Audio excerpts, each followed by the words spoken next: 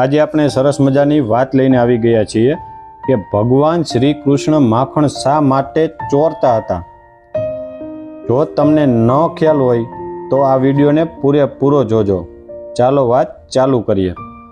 રાધે રાધે મિત્રો, આજે આપણે એક એવી વાત સાંભળવાના છીએ જે ઘણા લોકોએ સાંભળી હશે, પરંતુ તેના પાછળનો એક રસપ્રદ દ્રષ્ટિકોણ કદાચ બહુ ઓછા લોકોને ખબર હશે। શું ખરેખર ભગવાન શ્રી કૃષ્ણ માત્ર માખણ જ ગમતું હતું?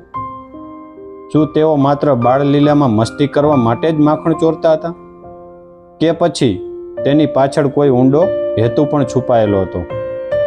આ વાત એક લોક પ્રચલિત માન્યતા પર આધારિત છે। ચાલો ગોકુળના એક સુંદર દિવસોમાં ફરીએ। ગોકુળમાં દરેક ઘરમાં ગાયો હતી। દૂધ, દહીં અને માખણની કોઈ કમી નહોતી।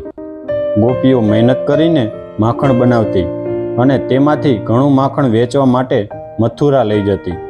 તે સમયે મથુરા પર રાજા કંસનું શાસન હતું। લોકોમાં એવી માન્યતા હતી કે ગોકુળનું શુદ્ધ માખણ ખૂબ જ પૌષ્ટિક હતું। જો તે માખણ મથુરામાં પહોંચે તો ત્યાંના લોકો વધુ તંદુરસ્ત અને શક્તિશાળી બને।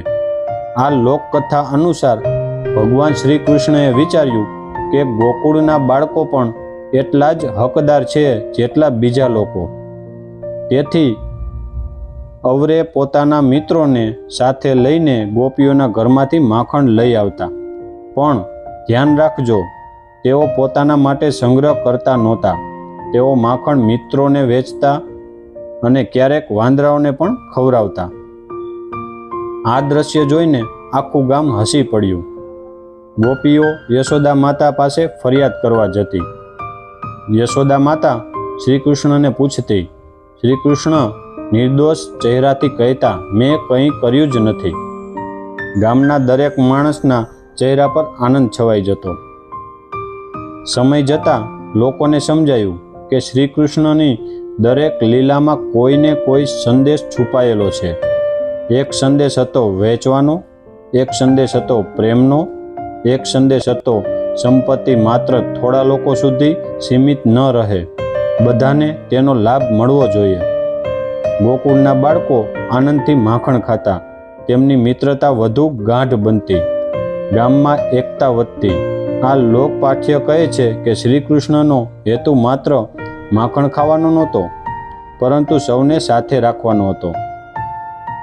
આજના જીવનમાં પણ આ વાત આપણને ઘણી શીખવે છે કે જે આપણને મળે છે તે માત્ર પોતાના માટે નહીં, બીજાના હિત માટે પણ વાપરવું જોઈએ।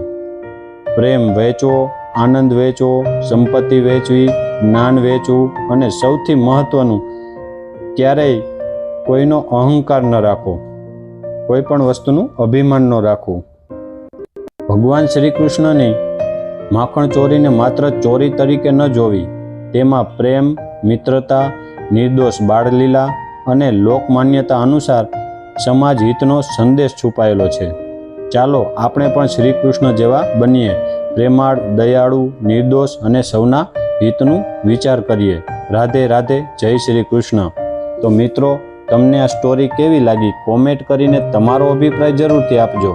અને જો તમે અમારી ચેનલમાં નવા છો તો અમારી ચેનલને સબસ્ક્રાઈબ કરી દેજો, બેલ આઇકન દબાવી દેજો, જેથી કરીને અમે અવનવી સ્ટોરી અપલોડ કરી તો તેની લિંક તમને મળતી રહે। તો હવે આપણે મળીશું નવી સ્ટોરીની સાથે, નવા ટોપિકની સાથે।